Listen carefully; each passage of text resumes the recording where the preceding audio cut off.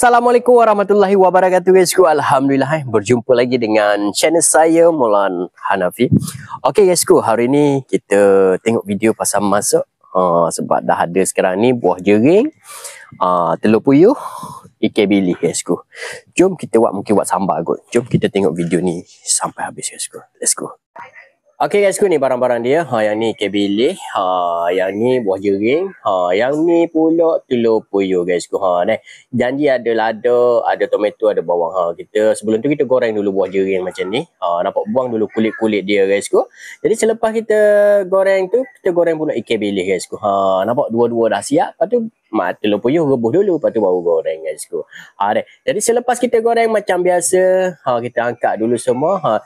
Ni yang barang-barang tadi, tomato, ada cili, kita tumbuk-tumbuk ni, lepas tu kita goreng kejap.